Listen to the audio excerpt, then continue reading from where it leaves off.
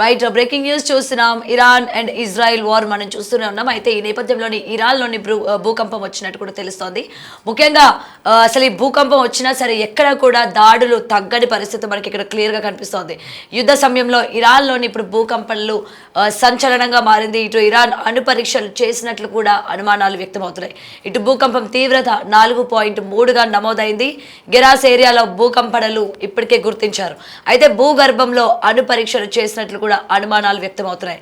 అణు పరీక్షల వల్లే భూకంపనలు వచ్చినట్లు కూడా అనుమానం. ఇటు యుద్ధం జరుగుతున్న ఏ మాత్రం కూడా వెనక్కి తగ్గని ఇరాన్ అణు కేంద్రాలపై యుఎస్ ఇజ్రాయెల్ దాడులు అయినా అణు పరీక్షలు చేస్తున్న ఇరాన్. సో ఎక్కడికక్కడ ఈ ఇరాన్ వాళ్ళు అసలు ఎటువంటి భూకంపం వచ్చినా కూడా ఇటు 4.3గా కూడా నమోదైంది. అయినా సరే ఎక్కడ కూడా యుద్ధ వాతావరణం ఎక్కడా కూడా చల్లారని పరిస్థితి మనకి ఇక్కడ క్లియర్గా కనిపిస్తోంది. దీనికి సంబంధించిన విజువల్స్ మనం బిగ్ టీవీ స్క్రీన్ పైన చూడొచ్చు. ఏ విధంగా ఉంది ప్రజెంట్ వాతావరణం ఏ విధంగా ఉంది అన్నది. అయితే అణు పరీక్షలు చేశారు అన్న అనుమానాలు కూడా వ్యక్తమవుతూ ఉన్నాయి. మరి ఇది నిజంగా జరిగిందా లేదా అన్న దానిపై కూడా ఇంకా క్లారిటీ రావాల్సి ఉంది. అయితే ప్రజెంట్ రెక్టార్ స్కేల్లోని 4.3గా కూడా నమోదైంది ఇటు భూకంపం. అయినా సరే ఎక్కడికక్కడ ఎలాంటిది వచ్చినా కూడా యుద్ధ వాతావరణం ఎక్కడ తగ్గని పరిస్థితి మనం ఇక్కడ క్లియర్గా చూస్తూ ఉన్నాము.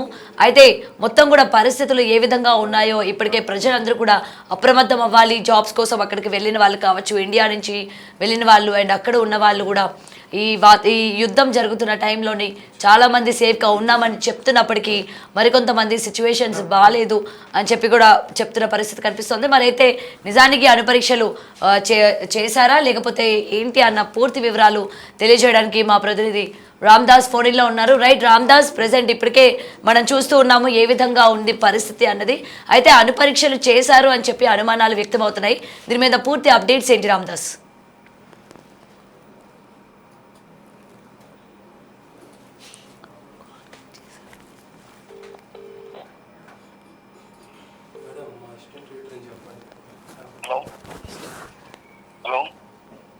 రైట్ రామ్దాస్, ప్రెసెంట్ సిచ్యువేషన్ మనం చూస్తూ ఉన్నాం. ఇరాన్లోనే అణు పరీక్షలు జరిగినట్టు కూడా అనుమానాలు వ్యక్తమవుతున్నాయి. సో దీని మీద పూర్తి అప్డేట్స్ ఏంటి రామ్దాస్? దక్షిణ ఇరాన్లోని పార్స్ ప్రావిన్స్ లో ఖోంజ్ సమీపంలో మంగళవారం 4.3 మ్యాగ్నిట్యూడ్ తో ఈ ఎర్త్ క్వేక్ వచ్చిందని చెప్తున్నారు. యుఎస్ జియోలాజికల్ సర్వే ఈ అంశాలను వెల్లడిస్తుంది. భూకంప కేంద్రం 10 కిలోమీటర్ల లోతులో సంభవించింది. అలాగే స్థానిక కాలమానం ప్రకారం అది 10:24 మార్నింగ్ టైంలో అది సంభవించింది. గెరాష్ కు ఉత్తర ప్రాంతంలో వాయువ్యంగా దాదాపు 55 కిలోమీటర్ల దూరంలో, ఎక్కువగా ఇది గ్రామీణ ప్రాంతంలో భూకంప కేంద్రం ఉన్నట్టుగా తెలుస్తుంది. 4.3 మ్యాగ్నిట్యూడ్ తో వచ్చే భూకంపాన్ని వాస్తవానికి ఇది తేలికపాటి నుంచి ఒక మధ్యస్థ భూకంపంగా కూడా వర్గీకరిస్తారు.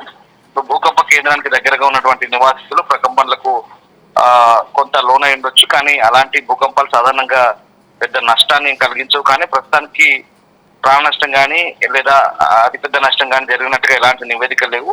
అలాగే సునామీ హెచ్చరికలు కూడా జారీ చేయలేదు. అలాగే సునామీ ప్రమాదాలు కూడా తక్కువే. బట్ ఇక్కడ మనం చూసుకుంటే కనుక ఇప్పుడున్న పరిస్థితుల్లో భూకంపం ఎందుకు వచ్చింది అనేది మనం టెక్నికల్ అంశాలను కాస్త పక్కన పెడితే వాస్తవానికి ఇప్పుడున్న పరిస్థితులను బేరీజ్ వేసుకుంటే కనుక అణు పరీక్షలు జరుపుతోంది ఇరాన్ అనేది ప్రధానంగా మొదటి నుంచి ఇజ్రాయెల్ అమెరికా ఆరోపిస్తోంది.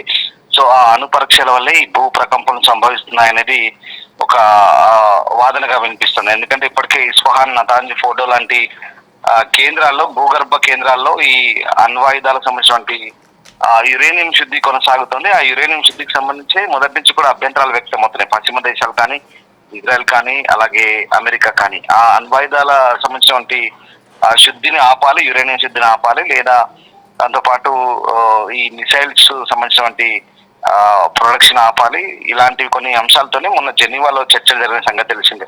అసలు ప్రధానంగా ఇప్పుడు యుద్ధానికి కారణం అంతా కూడా న్యూక్లియర్ వార్ హెడ్ సెంట్రిక్ గానే ఈ వార్ కొనసాగుతుంది. ఈ నేపథ్యంలో ఇప్పుడు భూకంపం రావడం అనేది సాధారణంగా ఒక చర్చనీయాంశంగా మారే పరిస్థితి. వాస్తవానికి అది యాదృచ్ఛికంగా భూకంపం వచ్చినా, లేదా సహజంగా ప్రకంపనలు వచ్చినా, లేదా అక్కడ టెక్టానిక్ ప్లేట్ల కదలిక వల్ల వచ్చినా కూడా జరుగుతుంది. ఏంటంటే ఇప్పుడు ఉన్నటువంటి సిచ్యువేషన్ లో దీనికి చర్చించుకోవాల్సిన పరిస్థితి వస్తుంది. ఎందుకంటే భూ ప్రకంపనలు అనేది సాధారణంగా మైనింగ్ తోనో లేదా ఆటమిక్ యాక్టివిటీ అంటే ఆటమిక్ ఎనర్జీ సంబంధించిన టెస్టులు కనుక చేస్తే ఖచ్చితంగా అదొక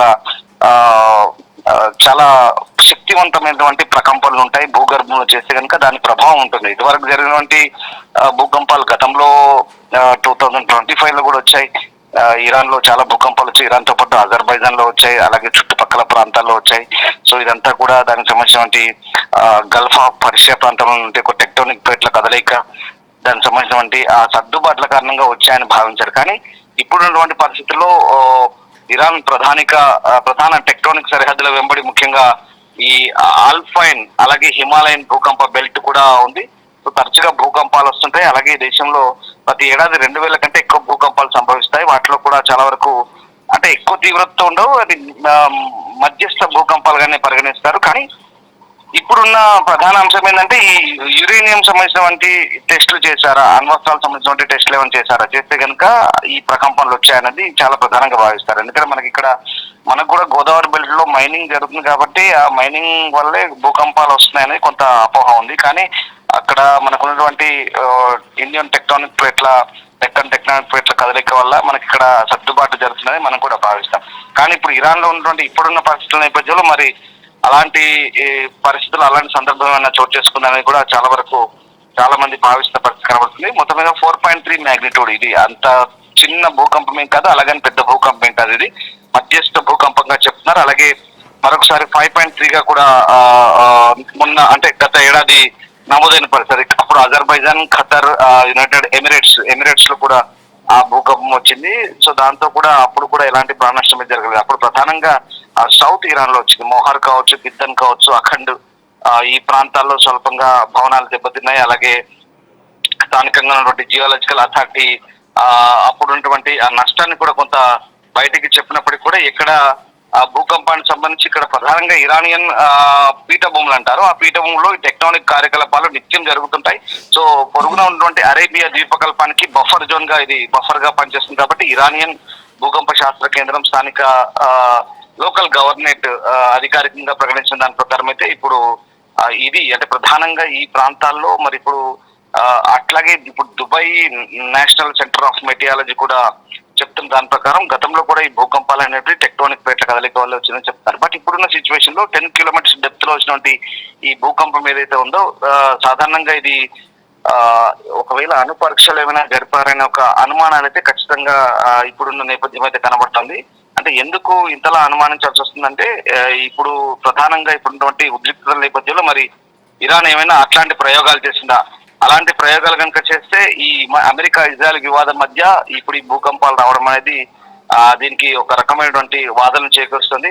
అంటే ప్రధానంగా ఇరాన్ లోని గరాష్ ప్రాంతంలో ఈ భూకంపం సంభవించింది. రిక్టర్ స్కేల్ పై 4.3గా నమోదైన సందర్భంలో ఇప్పుడు యుఎస్జిఎస్ చెప్తున్న దాని ప్రకారం ఈ 10 కిలోమీటర్స్ దిగువన భూకంపం కేంద్రం ఉన్నట్టుగా చెప్తున్నారు. సో గిరాష్ అనేది ఇరాన్ లోని ఫార్స్ ప్రావిన్స్ లో ఒక నగరంగా చెప్తారు. ఇది గిరాష్ కౌంటీకి కేంద్రంగా ఉంటుంది.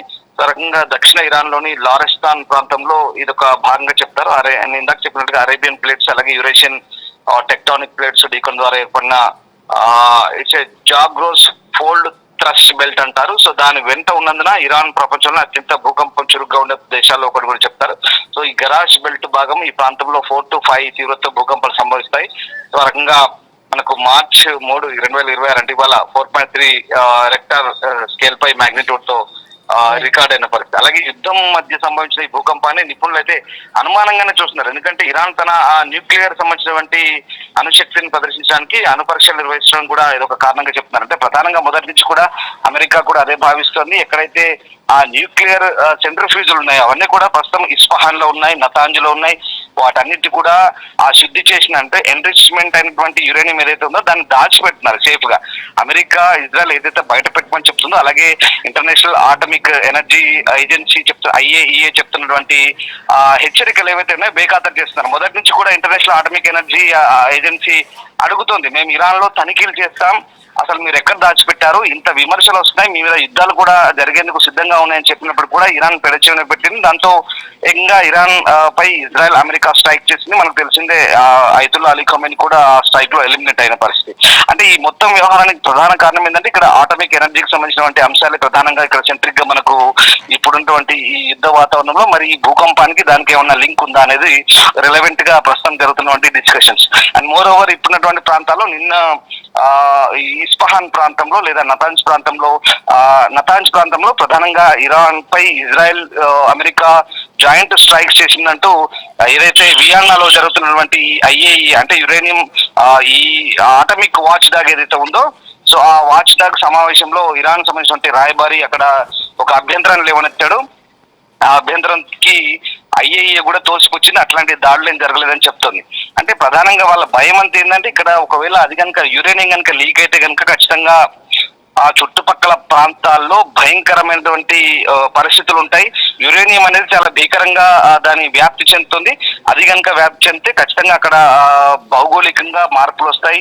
ప్రజలు కూడా గంటల్లోనే లేదా గంటల వ్యవధిలోనే మృత్యువాత పడే అవకాశం ఉంది. లేదా ఆ యురేనియం పీల్చడం ద్వారా దాని ఎఫెక్ట్ అయితే కనుక ఖచ్చితంగా వాళ్ళ శరీరంలో మార్పులు వస్తాయి. తీవ్రమైనటువంటి శ్వాసకోశ ఇబ్బందులు కావచ్చు, లేదా ఇతరత్ర మార్పులు వచ్చి యురేనియం ఎఫెక్ట్ ద్వారా వాళ్ళంతా కూడా ఇబ్బందులు పడతారనేది ఒక ప్రధాన భయం. సో దాంతో ఆ ప్రాంతానికి ఉన్నటువంటి చుట్టుపక్కల ప్రాంతాలన్నీ కూడా ఎవాక్యుయేట్ చేస్తున్నారు, ఖాళీ చేస్తున్న పరిస్థితి కనబడుతోంది. ఇక్కడ ఐఏఈ హెచ్చరికలు కూడా అదే, చుట్టుపక్కల ప్రాంతాలను ఖాళీ చేయడం ఒకటే మార్గంగా చెప్తున్నారు.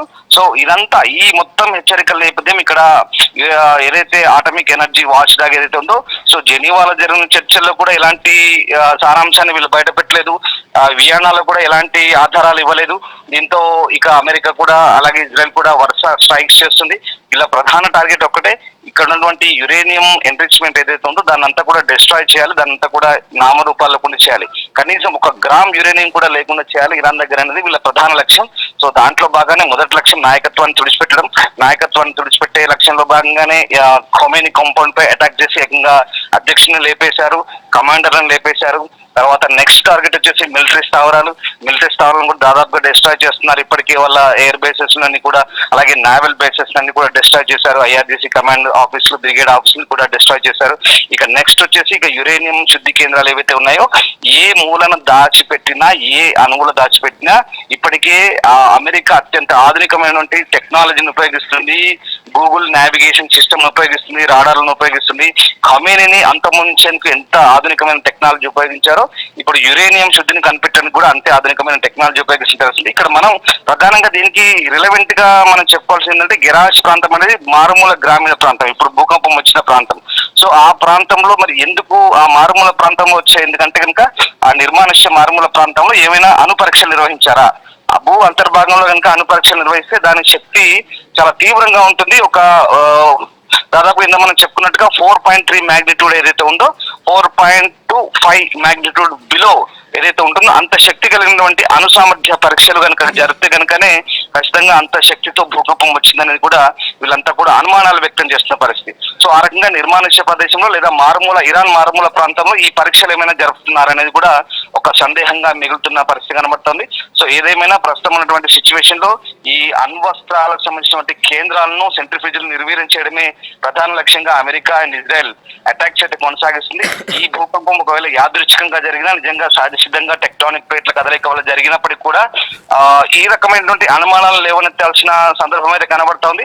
వాట్ ఎవర్, ప్రస్తుతానికి అయితే అమెరికా మాత్రం ఇజ్రాయెల్ మాత్రం చాలా కట్టుదిట్టంగా అటాక్స్ అయితే చేస్తుంది. మరి ఇరాన్ ఈ భూకంపానికి సంబంధించి ఇరాన్ జియోలాజికల్ సెంటర్ ఇంకేమైనా అనౌన్స్మెంట్ చేస్తుందా ఇరాన్ వైపు నుంచి, లేదా దుబాయ్ మెటీరియాలజీ సెంటర్ ఏమైనా అనౌన్స్ చేస్తుందా, లేదా ఇప్పటికైతే USGS United states geological centre అయితే చేసినటువంటి అనౌన్స్మెంట్ ప్రకారం గెరాజ్ ప్రాంతంలో 10 కిలోమీటర్స్ డెప్త్ తో ఉన్నటువంటి భూకంపం ఏదైతే ఉందో అది చాలా తీవ్రమైన ప్రకంపనలు కలిగించింది. ఇది మధ్యస్థ భూకంపం అయినప్పటికీ కూడా దీని నష్టం ఎంత జరిగింది, క్యాజువాలిటీస్ ఏమైనా రిపోర్ట్ అయ్యాయా ఏంటనేది ఇంకా తెలియాల్సి ఉంది. సో వాట్ ఎవర్, ఏదేమైనా ఇప్పుడున్నటువంటి వాతావరణంలో ఓవైపు యుద్ధం, ఓవైపు భూకంపం, ఇవన్నీ కలిసి ఇరాన్ లో ప్రజలు ప్రాణాల అరచేతిలో పెట్టుకొని బిక్కుమంటూ గడుపుతున్న పరిస్థితి నిజంగా ఒక రకంగా ప్రత్యక్ష నరకాన్ని అనుభవిస్తున్నారని చెప్పాలి అక్కడ ప్రజలంతా కూడా.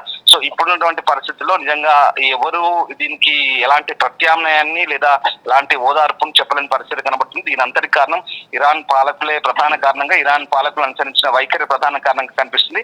ఒకవేళ భూకంపాలు కనుక సాధారణంగా ప్రకృతి సిద్ధంగా వస్తే కనుక దీనికి మనం ఇలాంటి చర్చలు అనవసరం. ఇంకా ఇలాంటి చర్చలు కానీ లేదా ఇలాంటి రకమైనటువంటి వైరుధ్య భావజాలంతో కూడినటువంటి చర్చలు కూడా ఈ రకమైన మాటలు కూడా అనవసరంగా భావించాల్సి వస్తుంది. కానీ ఏదేమైనా ఇప్పుడున్నటువంటి పరిస్థితుల్లో ఇరాన్ లో భూకంపం రావడం, అణు పరీక్షలు జరిపిందా ఏమోనన్న అనుమానాలకైతే కొంత దీనికి సంబంధించినటువంటి ఒక దానికి సంబంధించిన చర్చ అయితే కొంత కొనసాగుతుంది. దానికి లింక్ పెట్టు సాగే చర్చలో ఎంతవరకు వాస్తవం ఉంది ఏంటనేది ఒకవేళ ఇరాన్ చేసే ప్రకటన బట్టి మనకు ఆధారపడి ఉంటుంది.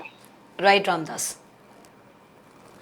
రైట్, ఇప్పటికే ఇరాన్లో భూకంపం సంభవించింది. ఇటు రెక్టార్ స్కేల్ పైన తీవ్రత 4.3గా కూడా నమోదైంది.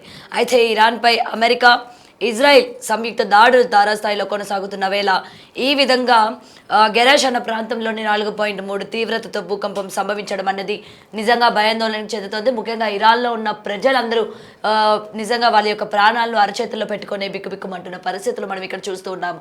నిజంగా అణుపరీక్షలు చేశారా భూగర్భంలోని? ఒకవేళ చేసినట్లయితే దానికి సంబంధించి అందుకే ఈ భూకంపం అనేది ఏర్పడిందా అన్న దానిపైన కూడా ఇంకా క్లియరెన్స్ ఉంది. ఇప్పటికీ ఇరాన్ వాతావరణ శాఖ 4.3గా నమోదైనట్టు కూడా తెలుస్తుంది. మరి అయితే అణుపరీక్షల కారణంగా భూకంపం సంభవించిందా లేకపోతే నిజంగా న్యాచురల్గానే వచ్చిందా అన్న దానిపైన కూడా ఇంకా క్లియరెన్స్ ఉంది.